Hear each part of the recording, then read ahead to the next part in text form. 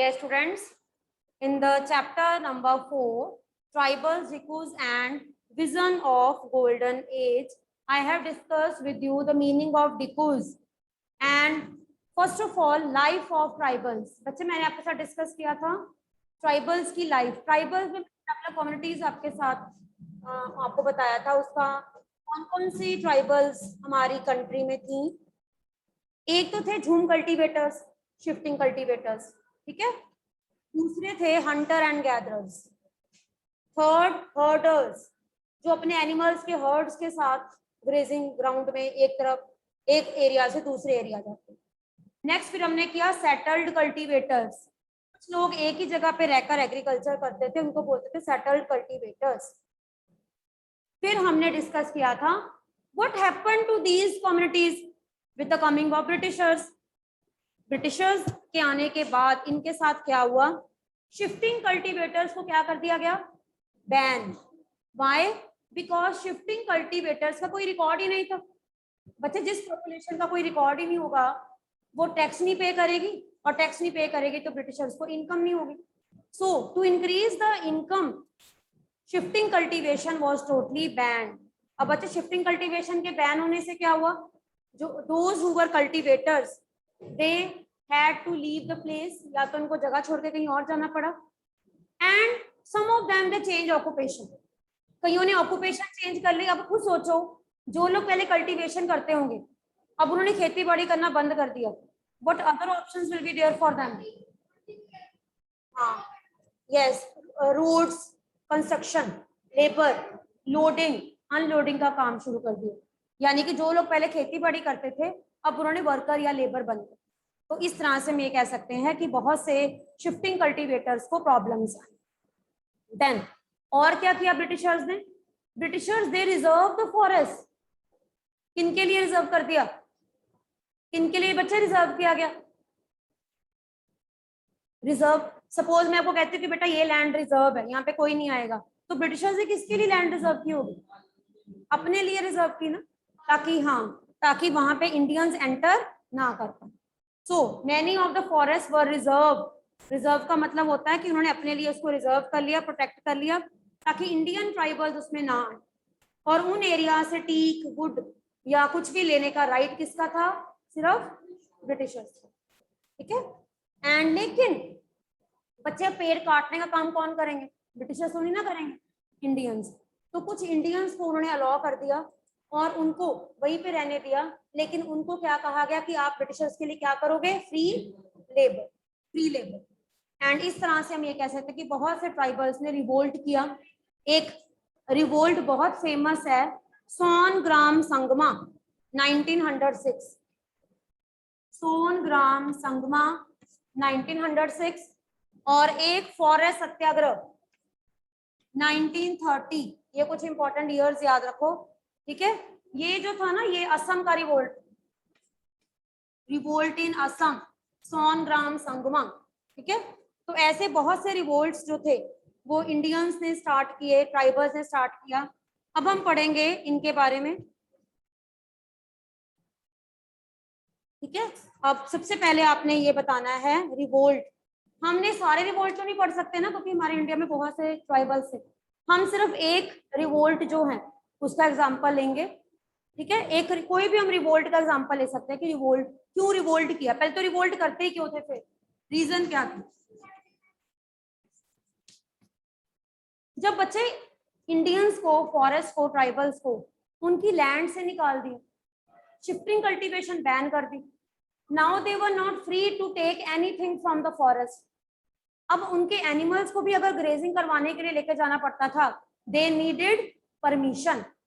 उनको परमिशन चाहिए थी. बच्चे, ऑटोमेटिकली बहुत से ट्राइबल्स जो थे दे बिकेम एंग्री. और जब ट्राइबल्स एंग्री हो गए तो व्हाट दे स्टार्टेड रिवोल्ट, ठीक है. बिकॉज अब इनको सिर्फ ब्रिटिशर्स ही नहीं, इनको डिकूज इनके लिए कौन कौन थे? Dikus, outsiders, traders, they were also exploiting them, ठीक है. तो ऐसे बहुत से ट्रेडर्स, बहुत से जो हैं वो मनी लेंडर्स इनको एक्सप्लॉइट कर रहे थे. तो आपकी बुक में कुछ रिवोल्ट के नेम है, कोल revolt, Cinthol revolt, Bastar revolt, ठीक है। तो ये कुछ ऐसे रिवोल्ट हैं जो इन एरियाज में रिवोल्ट किए गए। बिरसा मुंडा, हमने कौन सा रिवोल्ट पढ़ना है? Revolt of Birsa Munda. कौन थे बच्चे? ये एक ट्राइबल थे और ये इनके फॉरेस्ट का नाम क्या था? बोहोंदा फॉरेस्ट।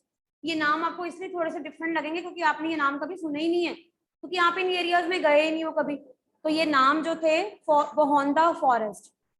बच्चे आपको पता है कि जो बिरसा मुंडा थे वो एक ऐसी एज को इमेजिन करते थे जिस एज को उन्होंने क्या कहा? Golden age. आपके चैप्टर में स्टार्टिंग में क्या आता है? Dikus vision, vision tribals and dikus golden age vision. Birsa Munda, जैसे हम कहते हैं ना कि हम ड्रीम में सोचते हैं कि एक ऐसा टाइम होगा जिस टाइम में सब कुछ ठीक हो जाएगा। तो बिरसा मुंडा का गोल्डन एज क्या था? गोल्डन एज का मतलब क्या है? When tribals will become free from Dikus. Yes, write down one word, one line answer. What was the meaning of golden age for Birsa Munda? Birsa Munda के लिए गोल्डन एज का क्या मतलब था? गोल्डन एज का मतलब बिरसा मुंडा के लिए क्या था? When tribals will be free from the exploitation of Dikus. और क्या चाहता था वो? क्या मिले उनको? Ancestral rights.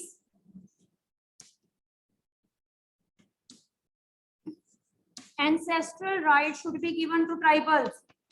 Ancestral का मतलब होता है जो उनके पूर्वजों का राइट था, उस प्लेस में रहने का राइट, वहां पे एग्रीकल्चर करने का राइट, वो उनको मिले। बिरसा मुंडा के लिए गोल्डन एज का मतलब था जब उनको क्या मिलेगा? Ancestral right of property.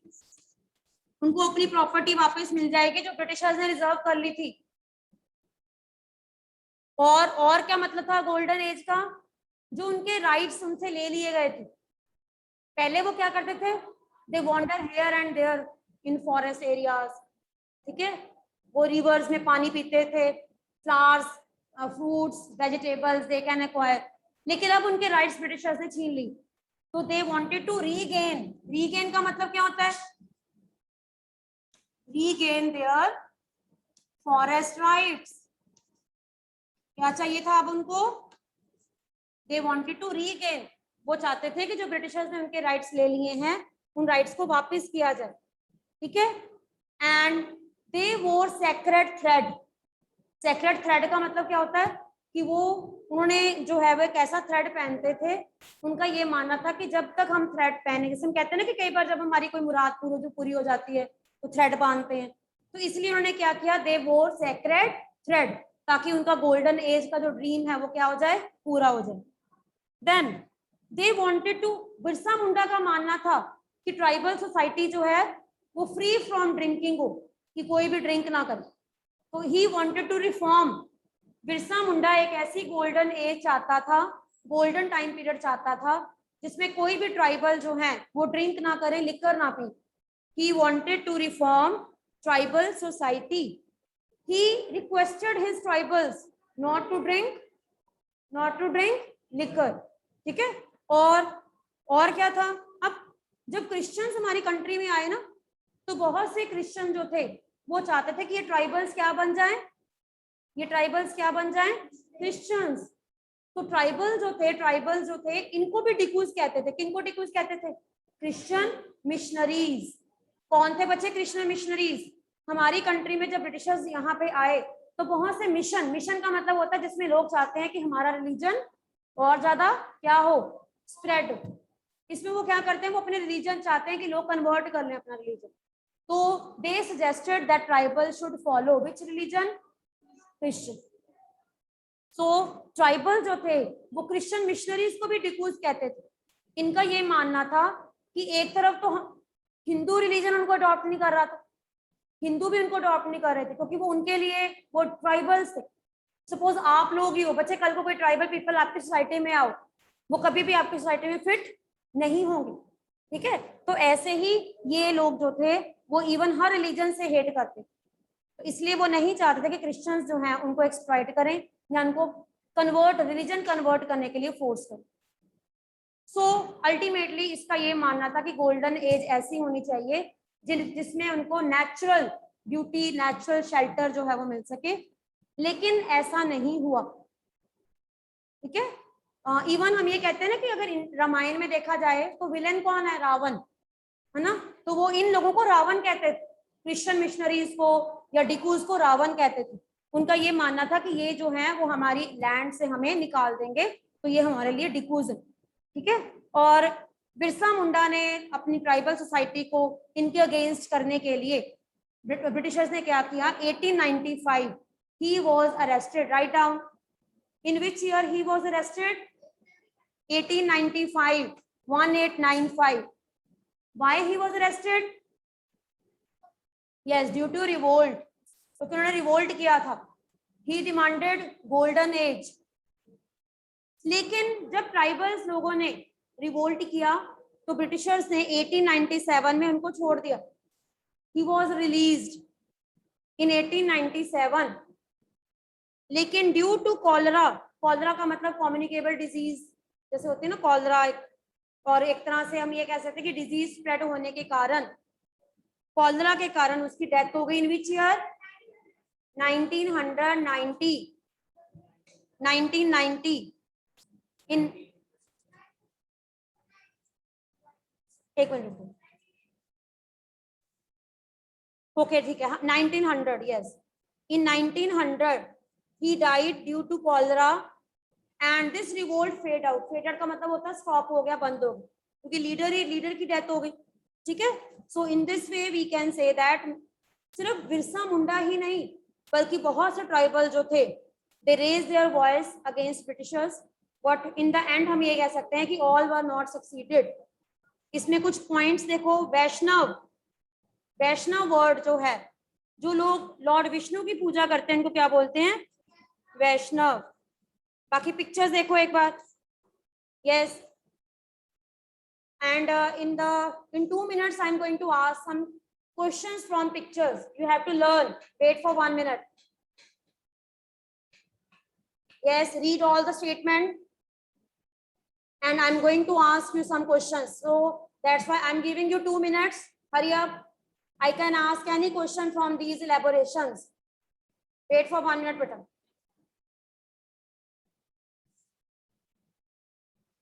I can ask any question.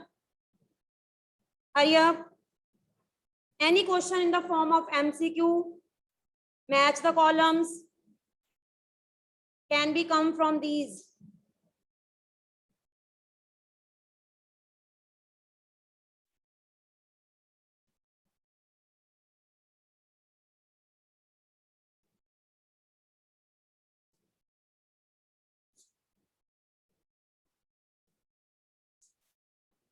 Yes, first of all, page number 39, इसमें बच्चे स्टेट का नेम है और ट्राइब का नेम है। Women of Dongria Kondh tribe in Odisha, they were crossing the river. It means you have to learn the name of state and the name of tribe. बच्चे आपको test में भी आया था ना क्वेश्चन, याद है? Yes, Dongria Kondh tribe related to which state?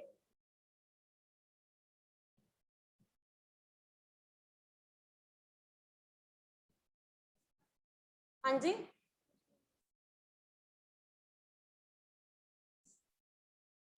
Wait, हाँ ठीक है। नेक्स्ट आ जाइए, come to again page number 40, again same. Tribe का नेम क्या है? Dongria Kondh and state is Odisha.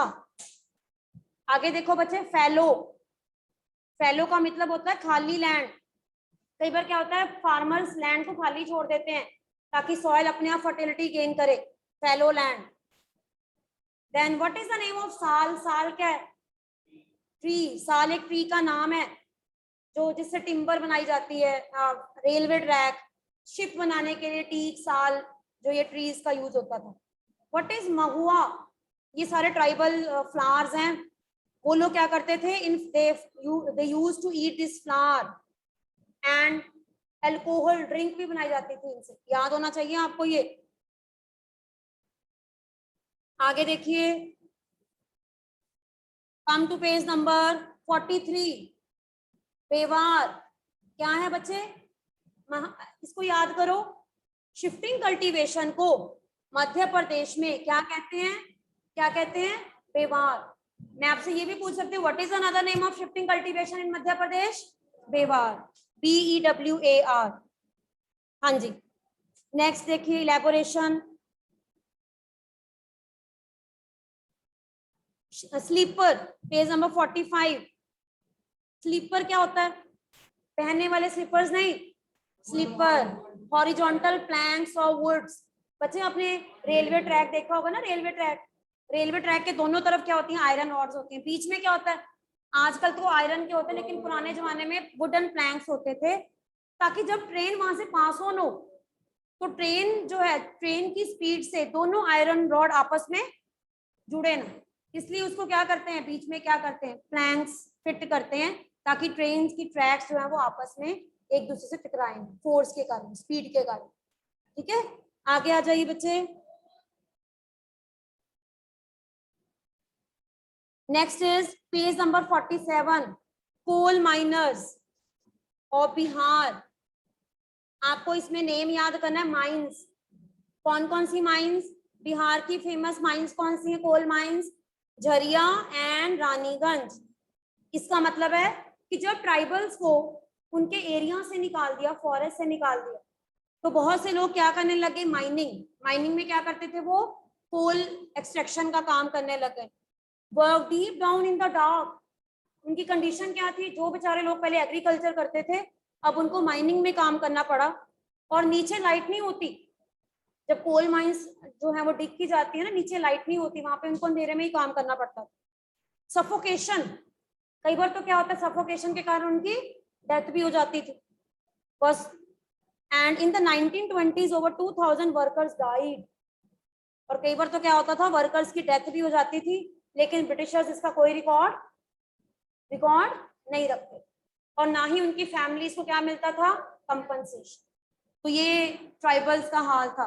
Jin tribals को फॉरेस्ट से निकाल दिया गया, वो बेचारे जो थे अब अनएम्प्लॉयड हो गए, तो उनके पास कोई ऑप्शन नहीं था, and they started working in the coal mines. Mines का नेम याद रखो, 2-3 माइंस का, झरिया, रानीगंज। ठीक है, हाँ जी, आगे। Vaishnav, worshippers of Vishnu were called Vaishnavs. ठीक है, तो आपने बैक जो आपकी इंफॉर्मेशन है वो भी अच्छी तरह से याद रखो।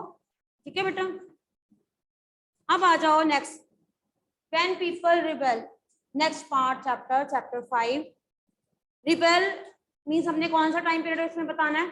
Time period of 1857। इसमें से कुछ पार्ट तो हम पहले ही पढ़ चुके हैं कि लोगों ने रिवोल्ट किया था। ठीक है, अब सभी बच्चे अपनी नोटबुक निकालो, side by side you have to, yes, note down terms. Full form of EIC क्या होती है? Is very easy, हर सहज, but very easy बच्चे। Full form of EIC, east India company. And अब सबसे पहले आपने ईस्ट इंडिया कंपनी ने जिन नवाब और जिन रूलर्स को तंग किया, उनकी शॉर्ट स्टोरीज आपको पता नहीं चाहिए। Number 1, Rani Lakshmibai. Number 1, Rani Lakshmibai. Why Rani Lakshmibai became annoyed from Britishers? Yes. अब आपको ये रीजन पता होना चाहिए, because she was not given permission to announce his son as a king, adopted son. He was not given permission to announce his adopted son as a king of Jhansi. यानी कि रानी लक्ष्मीबाई जो थी, उनको उनके बेटे जो अडॉप्टेड सन थे, उनको ये परमिशन नहीं दी गई कि वो अपने बेटे को क्या कर सकें? झांसी का किंग डिक्लेयर कर सकें। सेकंड आ जाओ, नाना साहेब। बच्चे सीधे होकर बैठो। नाना साहेब, हाँ जी, यस, हाँ जी, नाना साहिब जो थे, ही वॉज, हाँ, यस, नाना साहब जो थे उनको अपने फादर की पेंशन नहीं मिली। और ये कौन थे? नाना साहब अडॉप्टेड सन ऑफ पेशवा, इसको लिखो अच्छी तरह से। हाँ, Nana Sahib was the adopted son of Peshwa Bajirao second. Nana Sahib was the adopted son of Peshwa Bajirao second. आगे आ जाओ, अवध। अवध के नवाब की क्या प्रॉब्लम थी, हमने अब सबका डिस्कस करना है क्योंकि इन्होंने तो रिबेल में पार्टिसिपेट किया। अवध के नवाब 1801 में सब्सिडरी अलायंस के अंडर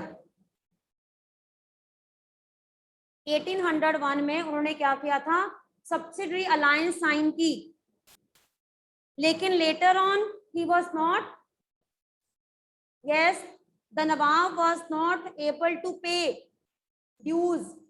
तो कौन से ईयर में अवध ले लिया गया, 1856, 1856 इट वाज बच्चे 1801 में उन्होंने सब्सिडरी अलायंस साइन की। 1856 में लॉर्ड डलहौजी ने इसको अपने अंडर ले लिया क्योंकि अवध के नवाब जो थे वो उनको पेमेंट नहीं कर पाए। सब्सिडरी अलायंस की कंडीशन क्या होती थी, क्या कंडीशन होती थी, that they were given permission to keep army. अपनी आर्मी नहीं रखेंगे, कौन कंट्रोल करेगा, ब्रिटिश आर्मी। आगे आ जाओ, मुगल डायनेस्टी।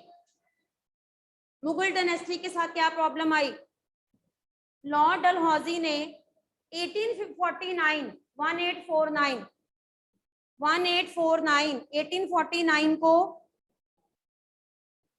जितने भी कॉइन्स थे उन कॉइन्स में से मुगल किंग का नाम जो है वो अबॉलिश कर दिया।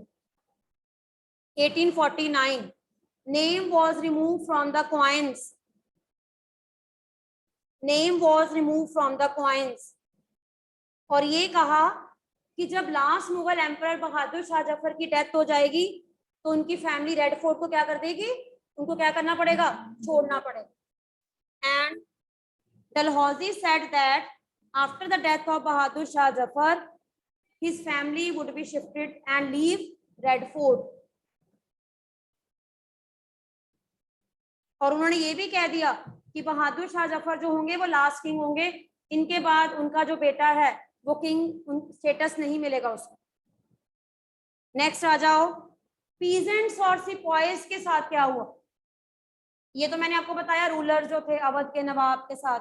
आगे आ जाओ, पीजेंट्स और sipahis, why they were annoyed, why they were against Britishers? Peasants had to pay high taxes। Peasants जो थे उनको क्या पे करना पड़ता था, हाई टैक्स। एंड सिपॉइज जो अनहैप्पी क्यों थे, because they were not given proper salary. एक ही आर्मी में अगर ब्रिटिश होता था उसकी सैलरी क्या होती थी, ज्यादा, ब्रिटिश सोल्जर। अगर इंडियन सोल्जर होता तो उसकी सैलरी कम होती। they were not given proper salary। in 1824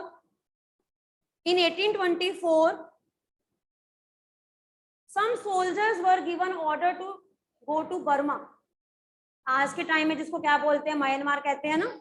तो सोल्जर्स को ये कहा गया कि आपको इंडिया से कहाँ जाना पड़ेगा, बर्मा। लेकिन उस टाइम पीरियड में कोई भी इंडियन सोल्जर अपनी कंट्री छोड़कर बाहर रिलीजन के अगेंस्ट मानते थे। वो कहते थे कि हम ओशन क्रॉस नहीं करेंगे।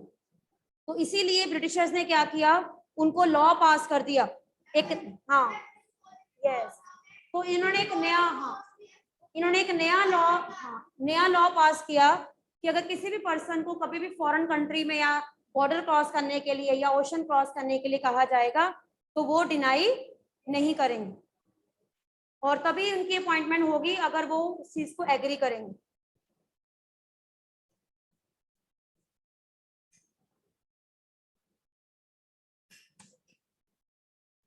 यस, सो इस पर्टिकुलर टाइम पीरियड में बेटा बहुत सी ऐसी, हम ये कह सकते हैं कि हमारी कंट्री में भी प्रॉब्लम्स थी। ठीक है,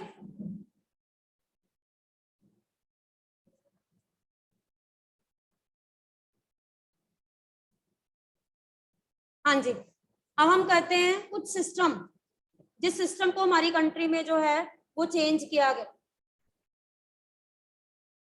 अब इसका हेडिंग बनाओ, some reforms by Britishers, some reforms by Britishers. Number 1, to stop sati system, to stop sati system. Britishers का ये मानना था कि हमारे इंडिया में बैड इविल्स हैं। ब्रिटिशर्स का ये मानना था कि हमारे इंडिया में क्या है, बैड इविल्स, और इन बैड इविल्स को हम तभी रिमूव कर सकते हैं जब ब्रिटिशर्स उसमें क्या करें, इंटरफियर। तो इसके लिए इन्होंने क्या किया, इंडियन रिफॉर्मर्स के साथ मिलकर इन बैड इविल्स को रिमूव किया। नो डाउट हम भी ये कहते हैं कि वो बैड इविल्स ही, उनको रिमूव किया। Number 2, yes, they also gave encouragement to remarry widows, यानी कि जो विडोज हो जाती थी वो पहले मैरिज नहीं कर सकती थी, लेकिन what, they gave permission. Then third, हमारी कंट्री में एक और रिलीजन का आना शुरू हो गया, कौन से, Christian. Christianity came in our country, Christian missionaries they came in our country. हाँ, इन्होंने क्या किया, ब्रिटिशर्स ने, बच्चे 1850 ईयर याद रखो, 1850 में एक एक्ट पास कर दिया कि आपको प्रॉपर्टी का राइट तभी मिलेगा जब आप क्या कन्वर्ट करोगे, क्या कन्वर्ट करोगे, अपना रिलीजन। इसको बोलते हैं इनहेरिटेंस लॉ। अपनी प्रॉपर्टी लेने का जो राइट होता है उसको क्या बोलते हैं, इनहेरिटेंस लॉ। 1850 में ब्रिटिशर्स ने लॉ पास किया एंड इनहेरिटेंस राइट सिस्टम, इसके under right to property was given to those who will converted their religion into Christianity. ये सारी बातें जो थी, है ना, इन्हीं बातों के कारण हम ये कह सकते हैं कि इंडिया में बहुत से ऐसे जो नवाब थे, पीजेंट्स थे, सोल्जर्स थे, दे बिकेम एनॉयड। अब हम करेंगे next, revolt. Revolt, yes. Number 1, सबसे पहले आपने डेट, इंपॉर्टेंट डेट याद रखनी है, 29 March 1857, 29 March 1857। Who was hanged till death? सबसे पहले ही, who was the first freedom fighter? Mangal Pandey. Mangal Pandey याद रखो बच्चे, 29 March 1857 Mangal Pandey was given death punishment। क्या किया था उन्होंने, he attacked, yes, he attacked officers, British officer in Barrackpore army. फिर से मैं रिपीट कर रही हूँ, number 1, 29 March 1857 Mangal Pandey, he attacked an army officer in Barrackpore, so he was given death punishment। उसकी न्यूज सुनते ही, मंगल पांडे की न्यूज सुनते ही बाकी जो सिपाहीज थे दे टर्न एंटी। उन्होंने क्या किया, they refuse to use grease cartridges. क्या किया उन्होंने, yes, they refuse to use grease cartridges. Why, because this cartridges were very good, were greased with cow fat of cow and pig। कितने सिपाहीज को dismiss कर दिया, 85 सिपाहीज were dismissed from job and given 10 years jail। उन लोगों को Greece कार्टेजेस जो हैं वो नहीं यूज करेंगे, इसके लिए इनको क्या किया, डिसमिस कर दिया, और जेल हुई 9 मई 1857। अनाउंस कब किया गया, 9 मई 1857।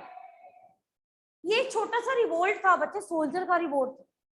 आप ये देखो, मुटनी, मुटनी का मतलब होता है जब सिपाहीज रिवोल्ट करती, लेकिन ये रिवोल्ट बन गई जिसमें बहुत से नवाब्स एंड किंग्स ने भी पार्टिसिपेट किया।